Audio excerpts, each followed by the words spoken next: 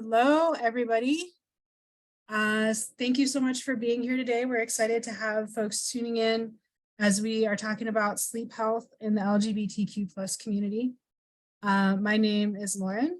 I use she, her pronouns, and I am a cisgender white woman. I have identified as queer since I was about 16, and I am the programs manager with Project Sleep. So excited to be here with our fabulous guests. So real quick, let's go around, and if everybody could just introduce yourselves, say your name, your pronouns, if you have a sleep disorder, maybe where you're joining us from. So Edgar, you want to start us off? Hi everyone, I'm Edgar. I use he, they pronouns, and I was diagnosed with obstructive sleep apnea about 7 years ago, and I'm located in Tampa, Florida. Al. Hi everyone, I'm Al. I use they, he pronouns. I'm in the Chicago area and I was diagnosed in 2017 with narcolepsy type 1. Awesome. And Benny. Hi, I'm Benny. I'm 21 years old and I'm a transgender man. I was diagnosed with narcolepsy a few years ago, but have been suffering with it for more than half my life. And I am talking to you from Richmond, Virginia. And Sean. Hi everyone, I'm Sean. I'm a transgender woman. I use she, her pronouns. Chiming in here from Stanton, Virginia, and I do not have a diagnosed sleep disorder. Lots of Virginia love in the house. And Elizabeth. Hi everyone, I'm Elizabeth Wilson. I am coming to you from Sugar Grove, North Carolina. It's up in the mountains. I use she, her pronouns because I grew up in a time where there was no choice, and it just and I identify as queer. And I have had narcolepsy with cataplexy my whole life. Unfortunately, I was undiagnosed until the age of 38. Thank you. Okay, so just a little bit of housekeeping for those who are watching. We feel like this is a really important topic and we want to reach as many folks as possible with it. So please like and share and comment on the video to help us expand our reach. Just remember that the video is going to be available for on-demand viewing and the comments are going to stay with it and be public. So please only share things that you would want everybody to know. And we're going to be talking about sleep disorders and sleep issues today, but we can't give any medical advice. So if anything comes up for you that sparks questions about your own diagnosis or treatment, we would ask that you would take those to your sleep specialist or neurologist. And then also we have some exciting news. We have an LGBTQ plus sleep survey out on our website. We really want to hear from as many folks as possible on this topic and hear about your experiences firsthand. So if you go to our website, which is project-sleep.com, there's a banner right on our homepage, a big banner that'll take you right to the survey. So if you have time and you want to do it, we would love to have you, pitch in on that and share with your communities. Okay, so why are we here today? So sleep health, we know it is critical for overall health. So mental, emotional, and long-term physical health, it's really foundational. So what we're seeing in some research is that there are unique social and life experiences that affect sleep health for people in the LGBTQ plus community. And these can lead to actual health disparities, which are differences in sleep health for queer and trans people that are not based on biological factors, but actually on social factors. So your life experiences and, discrimination, etc. And at Project Sleep, we can't emphasize urgently enough that sleep disparities are a direct contributor to overall health disparities. So this is a really important topic for our community. But I haven't seen much about it outside of academic journals. If you Google LGBTQ plus sleep health, like not much comes up outside of research. And I, like I have a background in public health. I've been working with folks in the LGBTQ plus community for a long time. Talking about social determinants of health is like my love language. But I had never, ever heard anything about this until starting to do research for it for Project Sleep's sleep equity initiatives. So I'm really grateful to be having this discussion with this fantastic panel. And I'd really like to ask y'all, have you made connections before between your sleep and your identity? And whoever wants to start off, Edgar.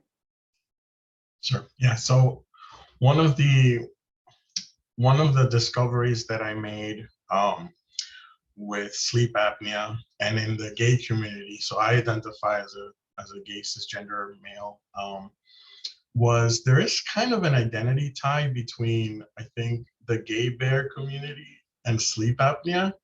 There's actual jokes about it where if you're a gay bear, there's a really good chance that you're gonna have a CPAP machine. So I was laughing because they know they probably have seen it before. But I didn't know that it was so prevalent until I myself started sharing with my friends. And not necessarily that there's a huge correlation, but it's something that I noticed that sometimes burlier, big boned men tend to have maybe a rougher time breathing or snoring. And I automatically just saw this sleeping disorder within that light. And while it's funny, I also didn't see much education around it. I didn't see much conversation around it. People treat it as a joke. So it's been up to me little by little with my friends to tell them, like, you can joke all you want, but you want to make sure that you're taking care of yourself. But that's been one of the things that I think really tie into the gay bear identity that I've been noticing. So that's one of the few things. Yeah, and someday, Edgar, we're gonna have a whole discussion with you and other folks about sleep apnea and helping folks with treatment for sleep apnea in the gay bear community. I think that's gonna be awesome. All right, to anybody else? I can say, like, I never put 2 and 2 together about my sleep health, even and my identity, even though, like, I know there are things that dramatically impacted my sleep.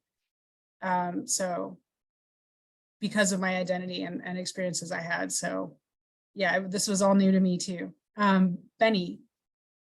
I personally it's hard for me to say like exactly how being queer and having a sleep disorder has affected me, but I've definitely noticed like a health disparity in a lot of my younger queer friends, because I do, like, given that my narcolepsy is so like prevalent, I do sort in some ways have an upper hand in that I do have a sleep doctor, and I am very aware of what impacts my sleep health.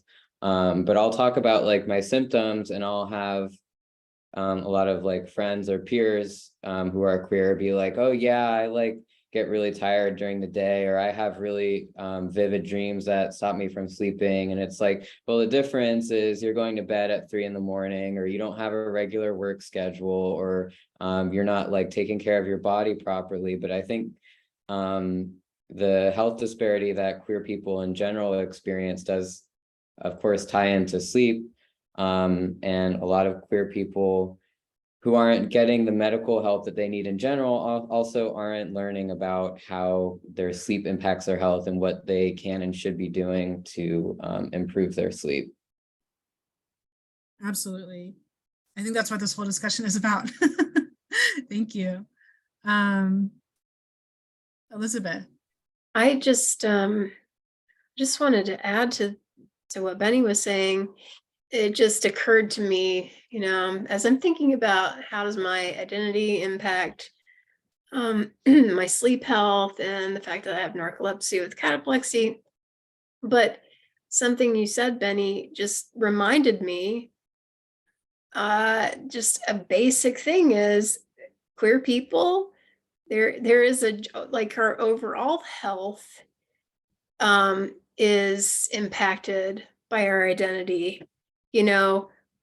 We aren't always, we don't always have the same general health resources.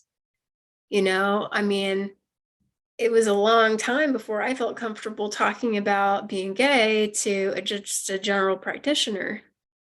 So it's if we already have a disparity in just overall health, it's going to be worse in the sleep community.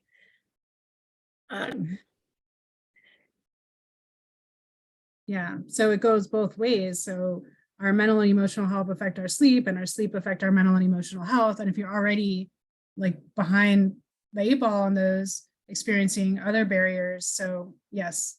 Yeah, absolutely. Al or Sean, did you ever? Yeah, Al. And like a number of things came to mind.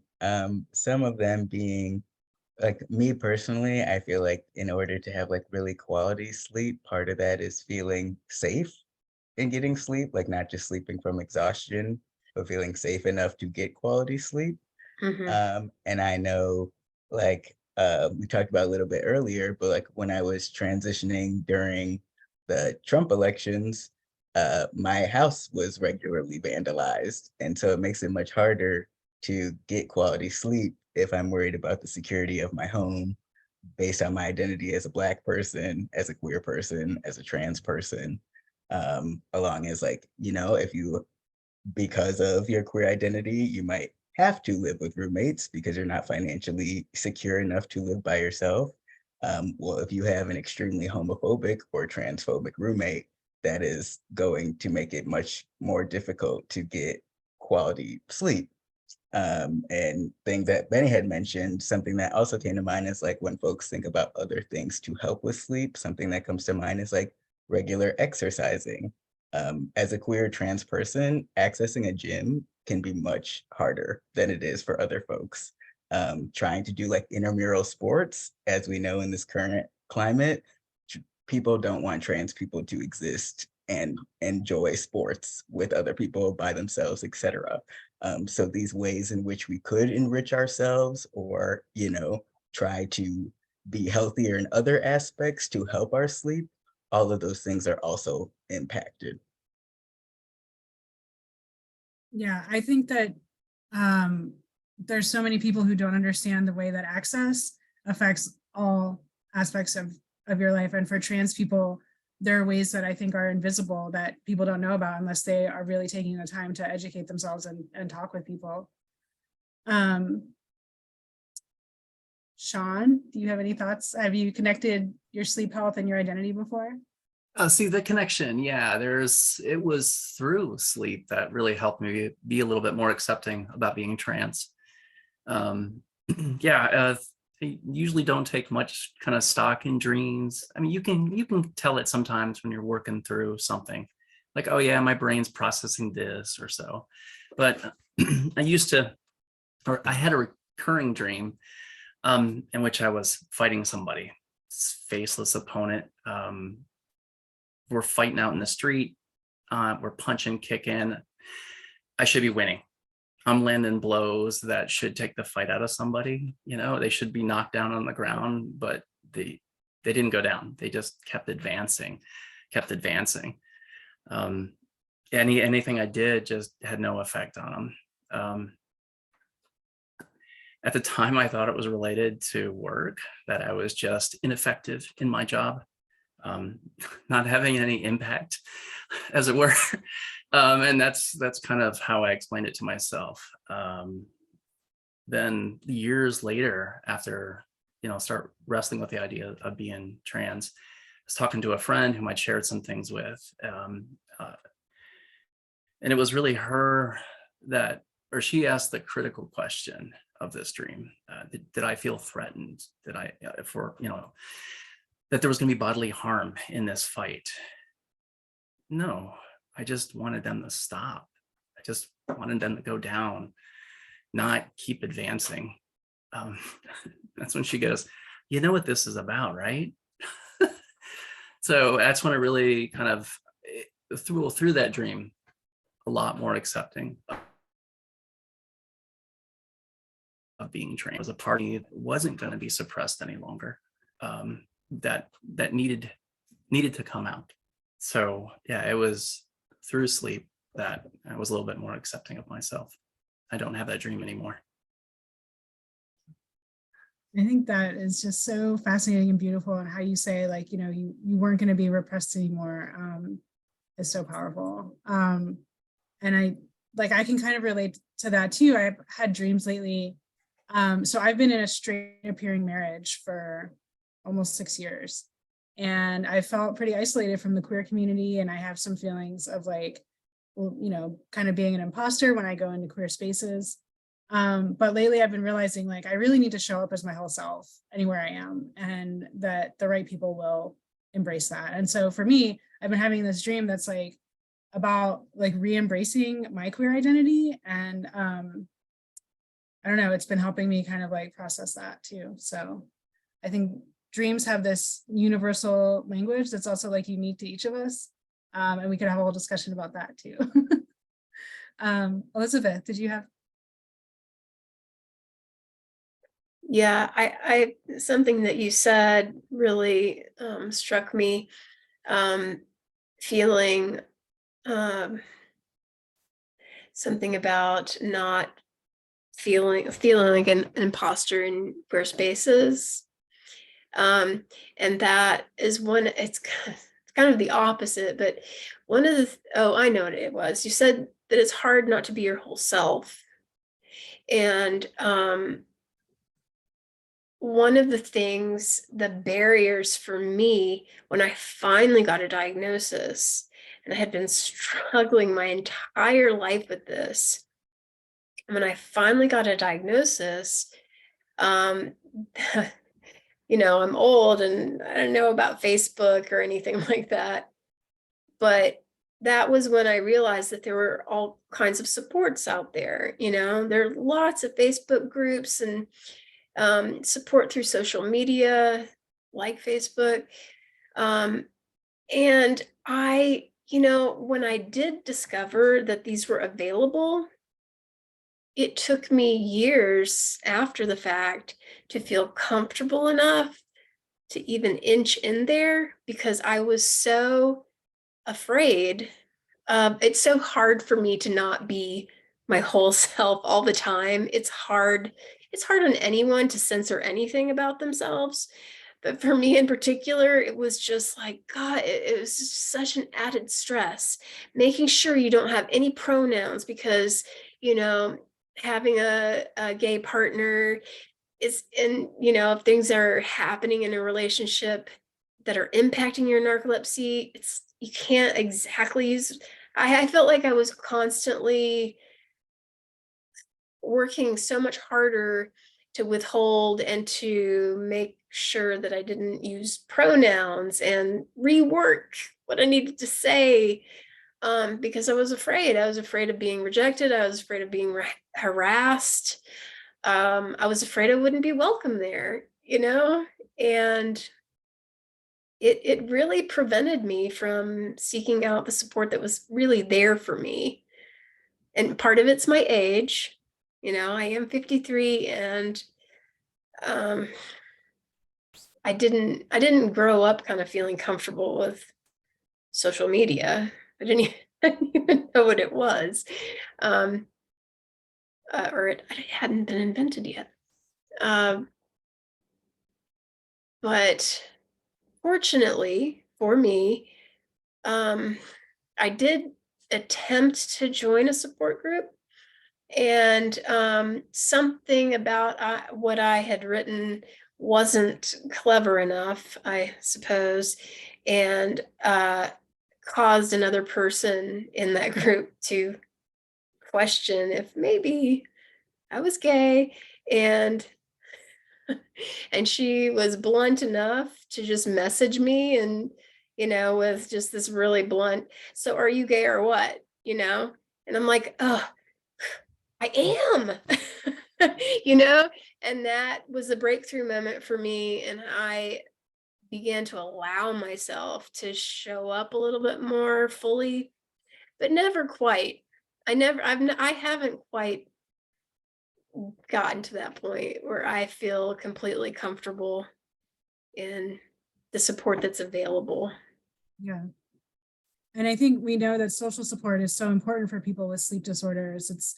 We call it at Project Sleep, we consider it one of the 4 pillars of treatment, along with naps and medications and lifestyle, adjustments. So, and we often say that we wish doctors would prescribe social support along with medications for people with sleep disorders. So feeling excluded or feeling afraid to show up as your whole self in that space. Yeah. So, and I hope folks out there know that another nonprofit organization in the sleep space, Wake Up Narcolepsy, actually has a free online support group for people who have narcolepsy or hypersomnia and identify as LGBTQIA+. So you can find that on Wake Up Narcolepsy's website. And I've heard fantastic things about it. All right, so I'm interested to know from everybody, are there any particular events or time periods in your life when your sleep was like especially impacted for reasons connected to your identity? So I'll chime in with this one. So my diagnosis came in later. I should have been diagnosed when I was a teenager, but I was in my late 20s when I got diagnosed. So I was in my late 20s. I was recently single. And for a lot of queer people, our safe spaces, our most fun spaces happen at night. Our most social times for us to come out and play and to be ourselves and to enjoy our community, a lot of it happens at night because we tend to have to hide a little bit more from the rest of the world to not make anyone else uncomfortable, where we're not going to be sexualized and we're not going to be told that what we're doing is inappropriate. So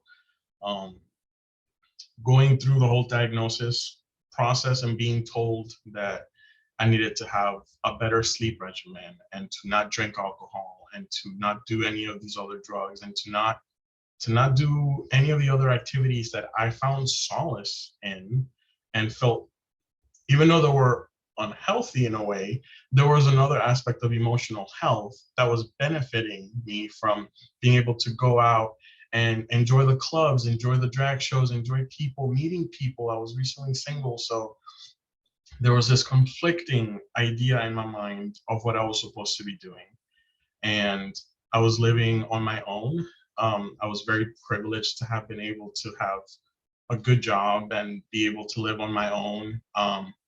But I was isolated.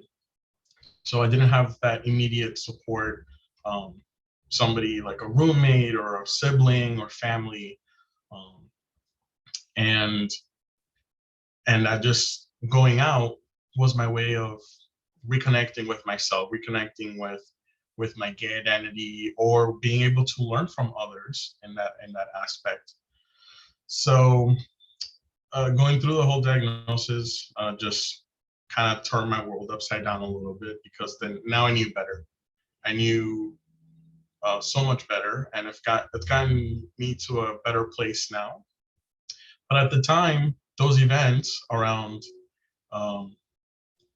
2016, I still wanted to go out. I wanted to get to know myself more, and it was very challenging. So. And I'm just curious, have you found a way to like have a nightlife and be like stick to your treatment and all that? So I think by now what has happened is I adore sleep so much. Whatever sleep I can get, I put it on a pedestal above anything else. And being sober now from alcohol, not eating specific foods late at night, or not going out to shows, has become a part of now my identity in a way. So like I've redefined what my gay identity is. And it doesn't mean going out to drag shows anymore. It doesn't mean going out to shows and getting drunk. So I've kind of readjusted and just I hang out with some of my friends. We play board games. Everybody's out by 10:30. And I'm like, okay, great, going to sleep. Thank you, everybody. Bye-bye. So adjustments, yeah. Love it. Benny. Yeah, I was gonna say, I think Edgar makes a really good point in bringing up that a lot of the LGBT community like events are very centered around having a nightlife. I think there's enough of like a sober community within the queer community, but it's still all very nightlife based. And as someone with narcolepsy, like some of the newer treatments you see, like I'm preparing to get it put on Xywav, it's like it goes from alcohol being not great for your sleep to suddenly like alcohol, if you have that while you're on this medication, like you could slip into a coma. It's like not allowed whatsoever. On top of that, you can't eat like 2 hours before bed, and it's you have to take 2 doses spread throughout the night, so you have to have a very rigid sleep schedule. And I think that really does impact kind of like what is available to you as a queer person, like what kind of events you're able to attend to be able to meet people and participate in the community. Absolutely. And I think those are other like invisible impacts that nobody knows about unless we're talking about them. Elizabeth. Oh, you're muted. I keep muting myself. Sorry. Gosh, wow, you guys, you're making me kind of sad, because now I'm realizing, yeah, you know, it's so hard to find community at all. You know, gay, straight, whatever. I think it's harder for the queer community. I'm just gonna say queer community because all the letters are just long. Is that okay? Is that generally accepted? I've been told by my son that his generation that people don't like using the word queer and that they find it offensive. And so I'm like, oh God, what do I do? Is that okay with everybody? I think opinions vary on it. And we're not using queer as a slur. So I think. Okay, so the queer community and just in general, you know, we all need a sense of community. And I've been incredibly isolated just where I live in the mountains of North Carolina, just not even factoring in my queer identity or my experience with chronic health issues and narcolepsy with cataplexy. So, Edgar, when you were talking about how, you know, part of being able to live your full self and be in queer spaces means there are certain types of spaces that are available and that are safe. But for me personally, none of those spaces will ever be safe. And you know, I'm one of those people who, like, have too much stimulation, I'm gonna have cataplexy for sure, you know. And being out in a bar, because that's, I mean, even if I'm not drinking, which I don't generally, it's just not a safe space for me, you know. I mean, gosh, even going to a museum with my kid, I ended up having cataplexy, and you know, the security guards are coming over to me because they think that I'm like on drugs because I'm having cataplexy and I can't tell them. So it's just another layer, you know. I hadn't even really thought about it that much until Edgar brought it up, and Benny, what you're saying about how everything has to be modified and it precludes us or excludes us from certain places in the queer community where we could, I don't know, where we would benefit. So yeah, everything is overlapping and it's kind of making me sad. Yeah. As humans, you know, we just all need that sense of belonging, and you know that greatly benefits our mental health and our having community around us. And I think, you know, anything that benefits our mental health or emotional health is going to benefit our sleep, and vice versa. So it is all overlapping and all tied up together. So any other like particular events or time periods, like, or special like times when your identity like really like things related to your identity really impacted your sleep? Sorry, I just talked, but for me, it was right at that age of 14. And it the worst, my narcolepsy symptoms were the worst during that period. And I don't know if this is particular to queer people or just teens in general, puberty, the changes that are happening, but it was the most terrifying time in my life because I was experiencing sleep paralysis with hallucinations, auditory, visual, even olfactory. Like I could smell the building burning as I'm stuck and unable to move, speak, call out. You know, that was the worst for me during those years when I was first beginning to tell myself, even though I was still full of self-loathing, but beginning to kind of, you know, admit things to myself, coincided with the worst of my narcolepsy symptoms, particularly that sleep paralysis. Seems like I was stuck in sleep paralysis for years.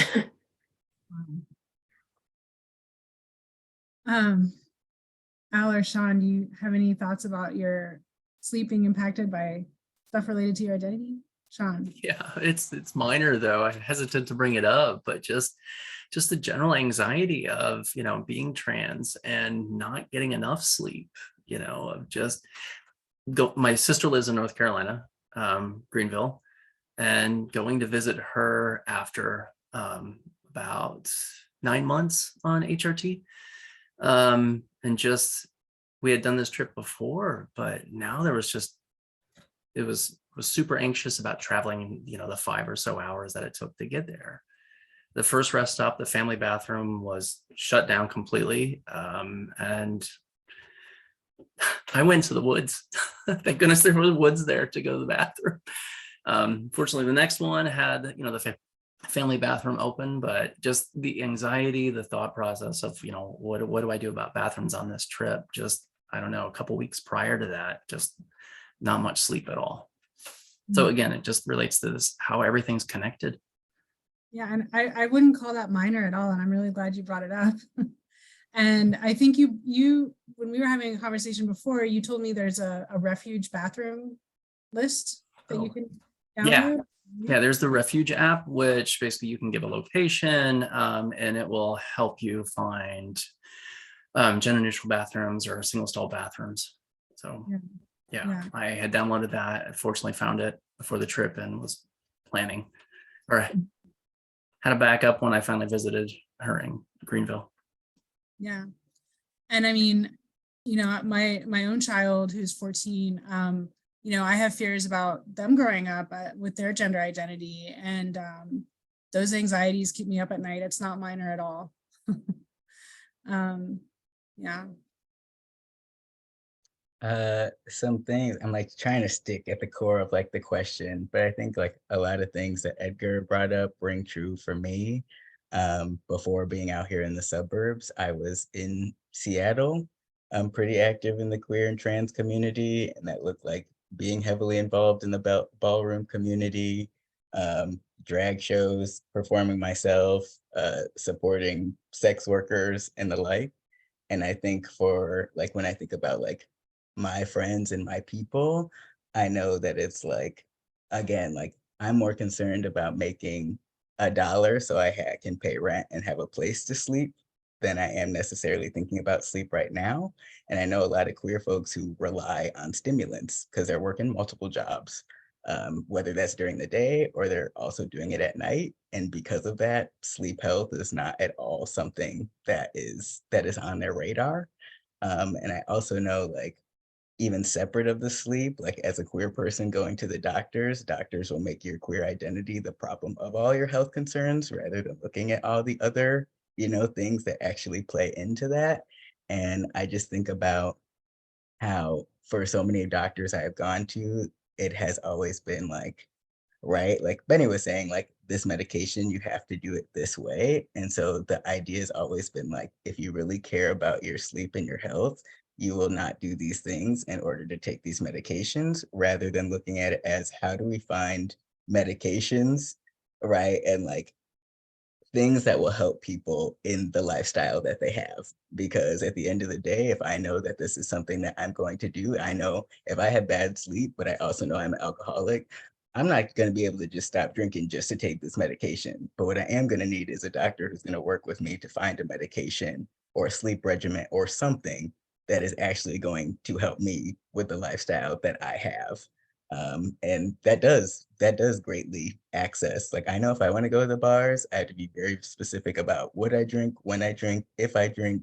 Uh, is there space? Is there space on the wall for me to lean against? Am I going with a friend who I can hold on to? If I get real tired from dancing and feel like I'm gonna have a moment.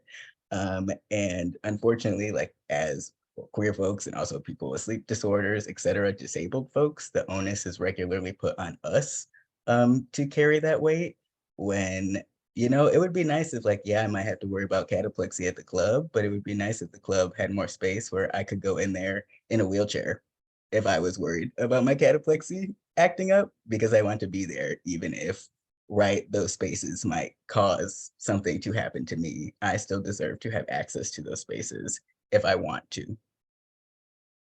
Absolutely. And I think that, with doctors, really needing to be able to meet people where they are, so that you can have treatment that works for you, because not everybody's going to be able to fit into this box and these strict regimens. Elizabeth, I think you had your hand up. Now I've already forgotten, but we were saying about, it's always on us to figure out all the details that would enable us to participate in whatever it is, even if it's a daytime thing. And cataplexy is a real issue for me, because I feel like I need to have something tattooed on me that says I'm not on drugs, because it's a real problem. And I totally lost my train of thought, but it was something that you were saying that, yeah, oh, I know what it is.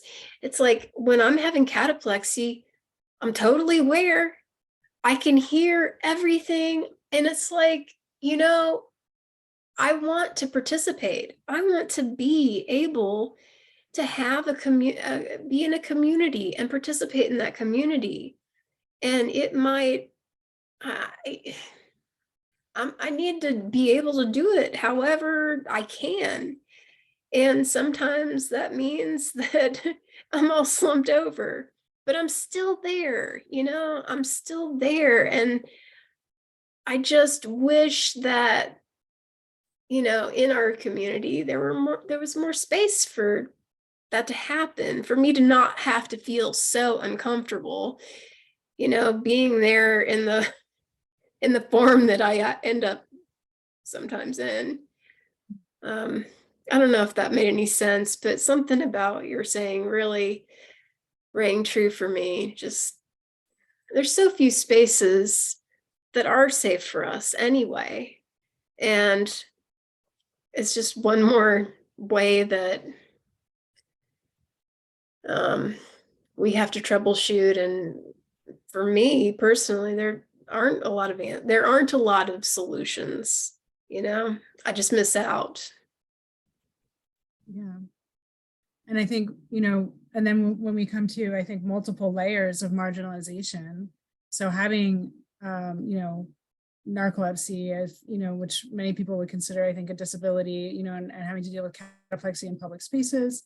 And then, you know, other issues related to gender identity, race, ethnicity, ability, all of those things. So, you know, just having those conversations about how multiple layers of marginalization are really affecting access for people and people's experience.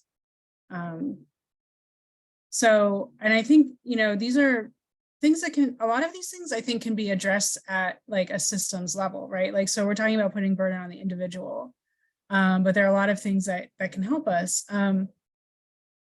And so like for me, when I was 16, I came out and it like did not go well in my home, and it became a really unsafe space for me. So, you know, I would end up leaving for months at a time and just like crashing wherever I could with friends or like just sketchy people that had a couch, you know, whatever. And I left home for good when I was just shy of 18. And you know, it didn't just impact my immediate health and safety that this was going on. It impacted my educational trajectory and my ability to stabilize myself long term, because I was just going from crisis to crisis, like as a lifestyle. And I was, you know, it took a long time to pull out of that. I think I eventually, you know, I have multiple layers of privilege that allowed me to claw my way out of that hole. And I did end up graduating college at 28 and got my master's degree and found a professional life. And, you know, I've been married now, you know, with to a person who's very stable and owned a home when we met. And there are all these factors in my life that have allowed me to make healthier choices and prioritize self-care. But when I was younger, sleep was like, whatever. I can't think about sleep. What is mental health? You know, like I just have to get through today and then tomorrow and then the next day. So, and the things that have helped are stable housing, an income, health insurance, social support, you know, all of these things that can be addressed like on a big societal level if we have the will to do it, right? Which is a big if. So I'm curious, what has helped y'all with your sleep?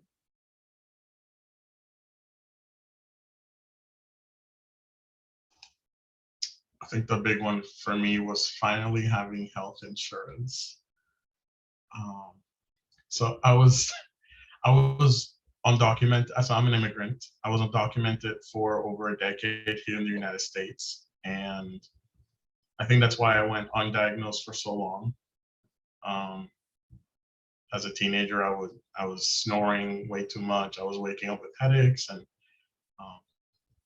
so having access to health services and being able to actually have the freedom to choose my healthcare provider and not be tied down to a free clinic of services that may not apply to me. So the healthcare alone is a privilege that I am so grateful to have, and it's a right. And as somebody who was struggling so much with health issues, that's been one of the great things. I know it can be better. Healthcare in this country can be better. It should be better. We deserve better. I think the U.S. spends the most money on healthcare, yet there's not much to show for it in comparison to other countries. And that and the support of my partner, he knows firsthand what it's like to sleep next to someone who has sleep apnea. And if that mask moves ever so slightly and I stop breathing in the middle of the night, that's my guardian angel. That's been a very incredible, I think, blessing in my life to have somebody next to me, to sleep next to someone, and know that I'm gonna be okay, that I'm not gonna wake up in pain. I'm not going to wake up with muscle aches from not getting enough oxygen. So that's two of the things I'm really grateful for.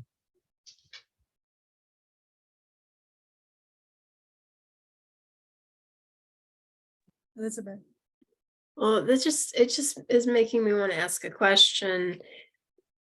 Do all of you have access to health insurance? Does anyone not on the panel? I currently have health insurance, but at the times I didn't, it was hell. I can say that. Well, for me, I have SSDI and Medicare with that. And it's although I do have this health insurance, there are certain medications that were really helpful to me that I was able to get thanks to NORD, the National Organization for Rare Disorders. They used to have a lot of funding for narcolepsy, and I was able to get this medication that was helpful for me, that's super expensive, through their copay assistance program. And in the past few years, it's not available. Or if it is available, it will only get you through a few months. And to me, it is much better to not have it at all than to have it for a little bit and then have it jerked away from you. So yes, I did have health insurance, but my Medicare prescription drug plan for this medication, without having copay assistance through NORD, that just wasn't there, my copay would be roughly $3,700 a month. So yeah, I had Medicare, but it wasn't gonna allow me to have medication that was most helpful to me. Who can afford that, Anyway, I think, yeah, having access to healthcare or health insurance is really important, but it's not always going to be helpful to people with narcolepsy or other, rare disorders. It's not going to. Yes, it matters, and yes, it is a privilege, but it doesn't address us specifically. Yeah, Benny.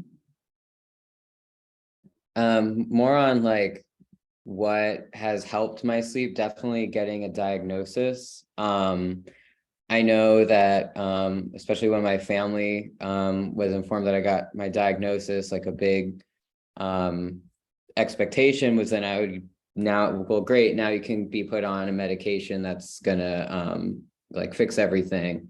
And I've tried like 5 medications since my diagnosis, and it takes a while for like to go through insurance and get, especially with a lot of the narcolepsy medications that require like all this paperwork and stuff, and then to like wait to see if it works, and then the cost of it, even with insurance, can sometimes be more than I can afford. But something that I didn't really like expect to come out of my diagnosis was like prior to it, it was like I was getting up, going to school, sleeping through a few of my classes, sleeping through my lunch, coming home, sleeping, like taking an afternoon nap, having my dinner, and then going to bed. And like basically all I was doing is just sleeping.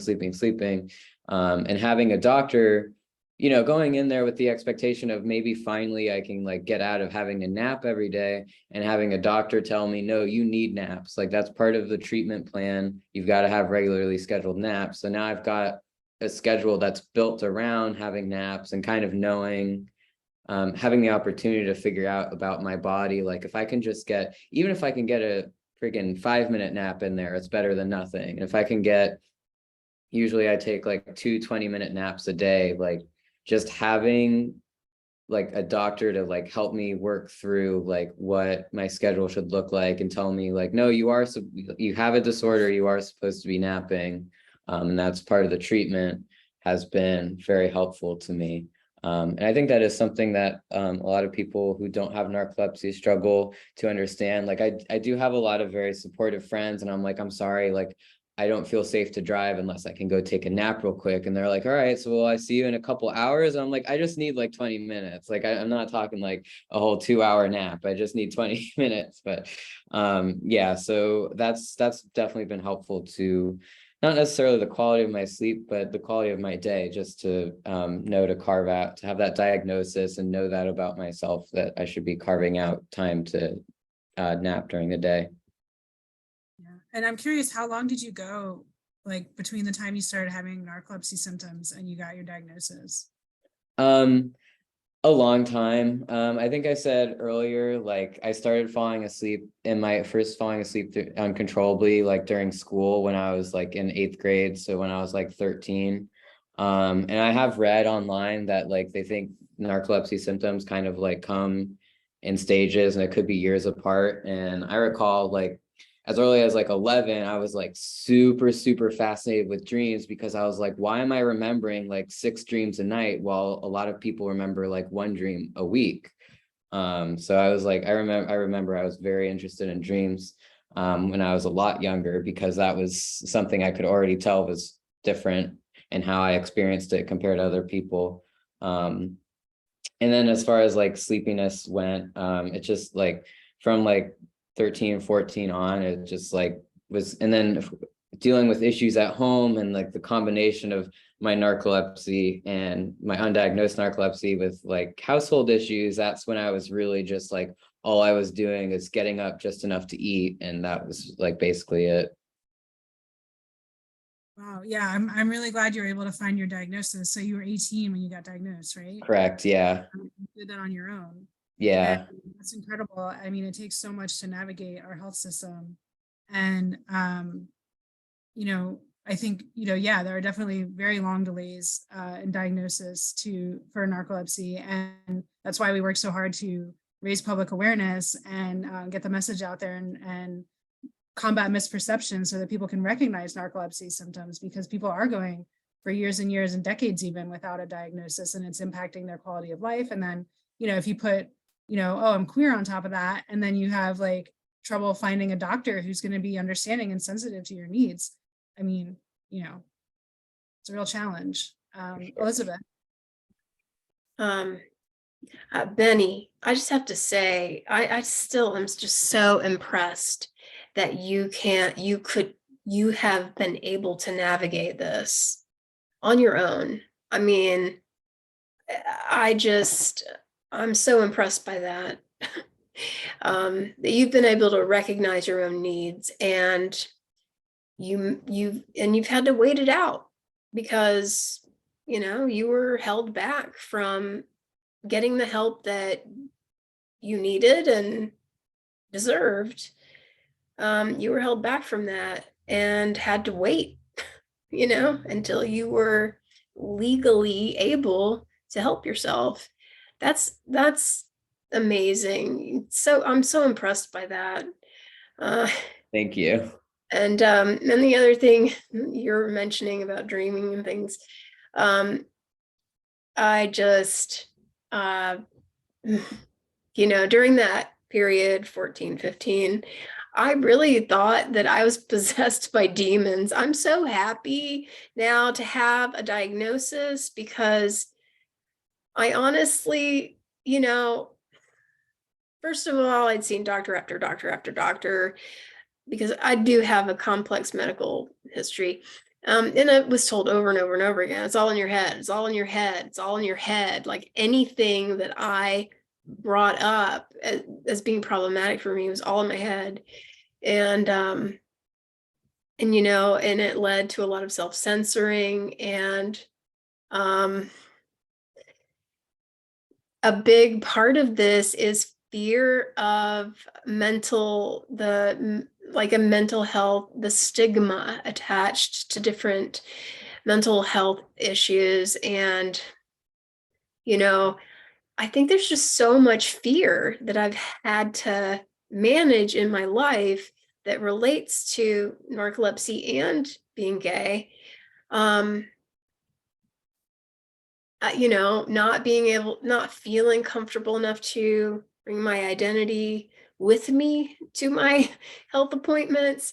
And also, even when I found an awesome neurologist, it took a couple of extra years that were unnecessary because I was holding things back. For example, all the hallucinations I was having, because I did not want to be labeled with schizophrenia. That's the first thing that would come up. And, I finally, after, I think it took a couple of years working with a great neurologist before I don't know, I let something slip about the hallucinations I was having, a sleep paralysis. I didn't even know what that was before I was diagnosed.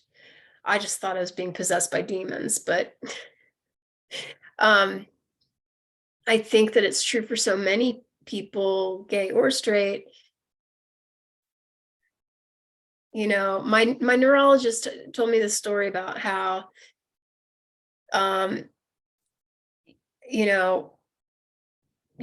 you have to wait to hear certain things, and it takes a long time for people to feel comfortable. And one of the stories she tells is about a patient who would see a giant hand over their face when they were falling asleep, and it's like, oh, that's a red flag. Let's talk more about that. But it's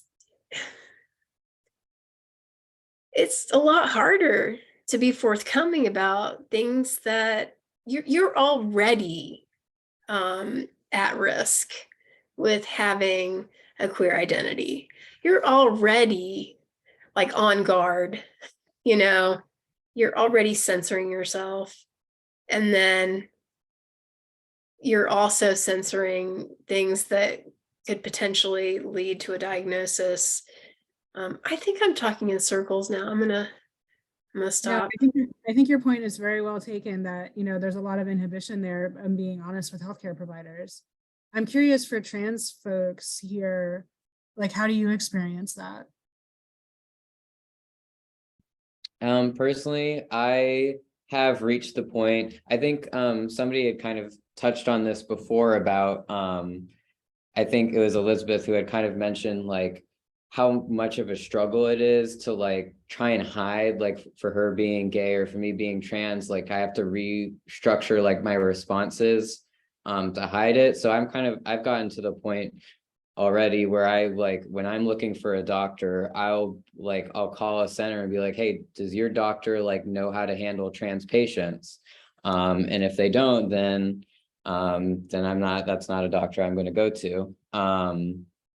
I do, like, I have another trans friend who's like doesn't like telling his doctors. And for me, like I know that it's important for my doctors to know things that I wouldn't even think about. I want to be able to trust my doctor to be able to think about it himself. Like my current sleep doctor is like, oh, well, you had a hysterectomy like, a little over about a year ago. Like, it's not a bad time to retest you for sleep apnea since the risk could have increased. I'm like, I wouldn't have even thought about that. So being able to go to a doctor who is aware of it and is very accepting and will like factor it into your healthcare, I think is very important.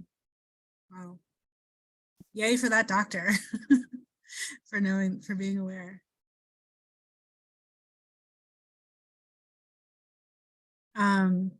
Yeah, and going back, Elizabeth, to what you were saying about hallucinations. Things were not good with my family when I was young, and over the years we kind of like swept it all under the rug.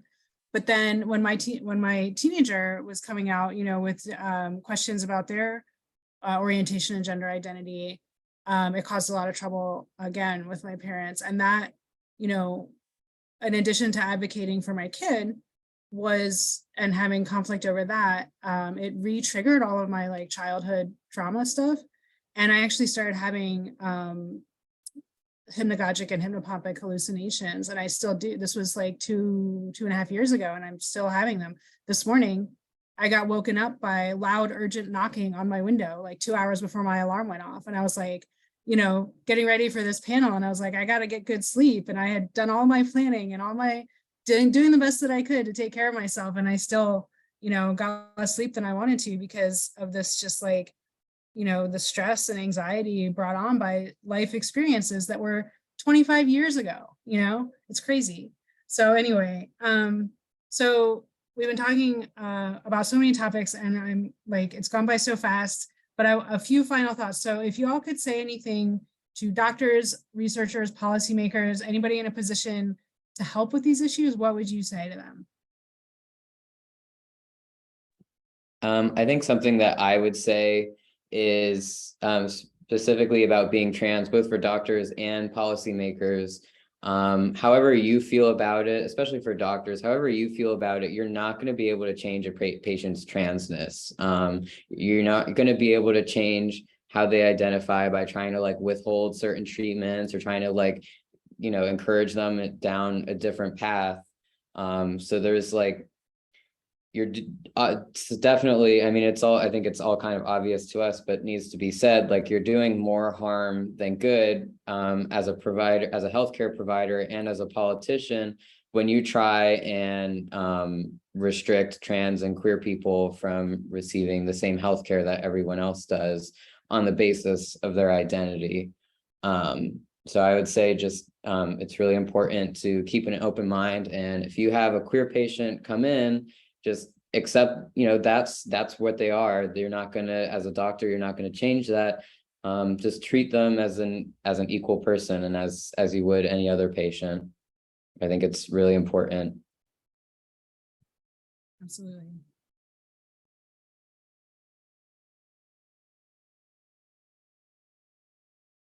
Anybody else? Thoughts? Because I'm going to share these as much as I can with people who are in a position to help.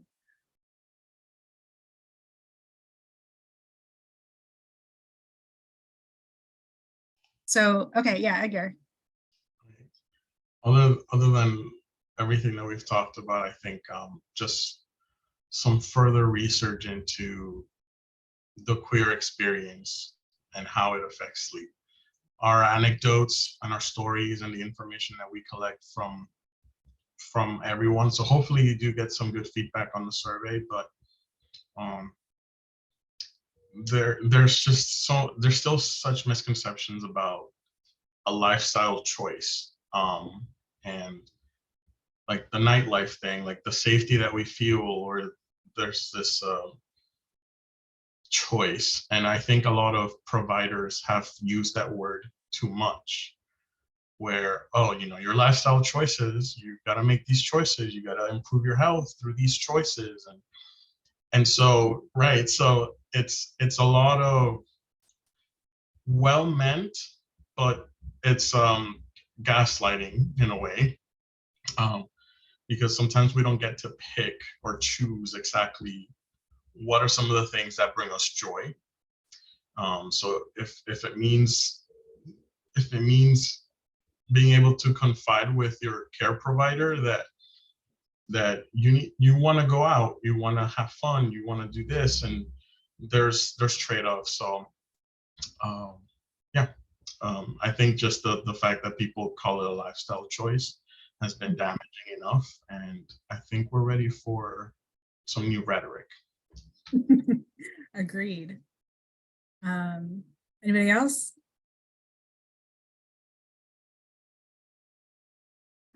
Okay, so what I would say, okay, so like you're saying, Edgar, you know, doctors are, you know, and lots of well-meaning people are, you know, doing a lot of education and awareness work, and this is really vital, important work, right? But it's just the tip of the iceberg when it comes to improving health, right? So it's really important that we don't just like yell like self-care and sleep hygiene at people when there are all these like really, really real social factors going on that can make healthy sleep difficult or even like impossible. And when sleep disorders are still going undiagnosed or misdiagnosed for years and years for people, right? So I think we really can't be putting it all on individuals, and we need community care and we need systemic change that make healthy sleep achievable. So that's my message to folks who can help. And then what would you all like to say to other LGBTQ plus people who might be struggling with their sleep or maybe not thinking about their sleep?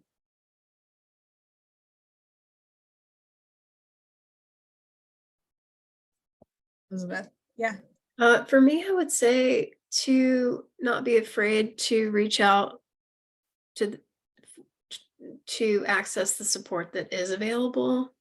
I think there are more people who are supportive than there are people who are actively seeking to harm us. I want to believe that. Part of me is like laughing inside because it's so not true, right? I mean, look at just, I mean, people, if they do have the economic means, are having to move just to access trans healthcare. I just, so yeah, I'm kind of contradicting myself a little bit, but just to have a little faith, I guess, and in the support that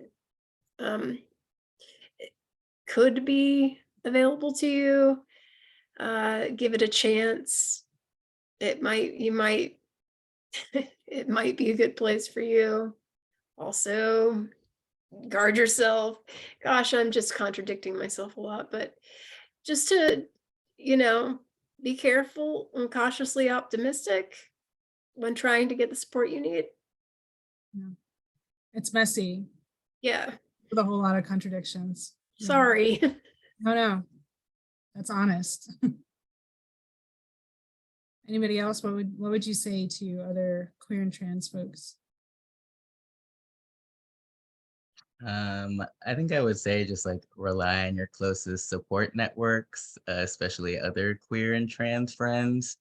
I think like for me, like those communities, those people were essential to helping me build like my chosen family. And a part of that is building a chosen life, like a life that feels worth living and feels better to me.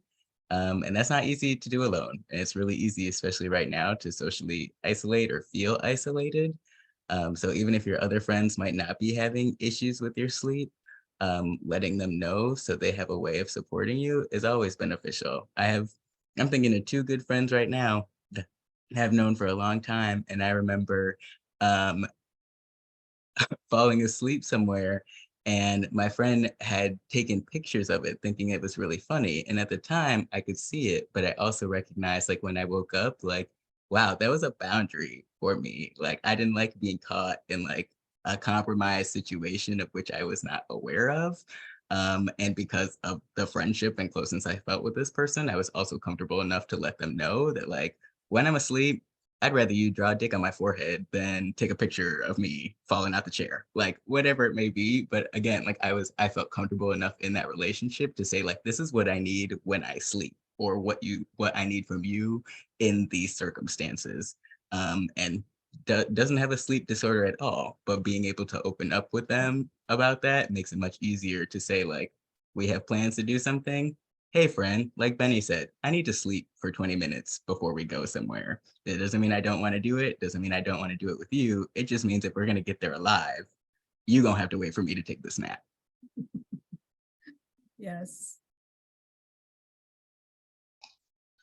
And I agree with Al, setting those boundaries with your closest friends so that you can all still enjoy and have fun. But at the same time, knowing that if you don't recharge, then you can't hang out with your friends the next day, or your chosen family, or your chosen loved ones, or anyone else.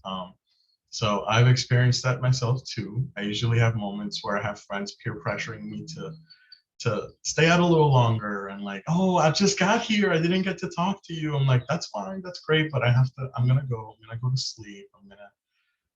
So creating those boundaries so that you can be your most authentic self, because without sleep, you cannot do that. So just like they say, put on SPF, which has become more popular. I think I see more people like paying more attention to making sure that you put SPF on your face when you go out. I want it to become as popular for people to normalize, like, hey, I'll go out one night this week, and that should be enough. That'll be good.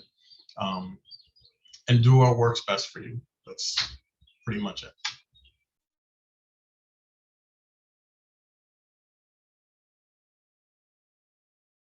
Edgar, that was much more positive than mine. Can I just like say what he said? I think all sides of the coin are totally valid. And yeah, so what I would say to folks, you're not alone. And so don't be. Find your people if you can, and reach out and find those resources. And also, there are solid, real reasons that sleep might not be your highest priority, or you might be having a tough time getting sleep. So don't be hard on yourself about it. And, also, like Edgar said, queer and trans joy are like the fuel of our resilience and our resistance. And we really need that right now. We all do. And we need our allies, and we need support, and we need to be rested to feel our joy fully and to be able to lift up ourselves and others. So please be gentle with yourself and find those spaces of joy for yourself, and when you can and how you can, prioritize your rest. So any final thoughts? All right, well, thank you so much, y'all. This has been fantastic, and I could really talk to you all day, but we're going to continue this discussion for sure, over social media and our website and our events and all of that. So please stay tuned. And for our survey, we want to hear from as many people as possible. So people who are watching, that means you. Please share your experience. Go to our website, project-sleep.com, and share the survey with your circles. And thank you again to all of you, our amazing guests, and to everybody who's tuning in, and to everyone out there who supports queer and trans people. We see you and we hear you, and we're so glad that you're part of our community. So thank you, and bye for now.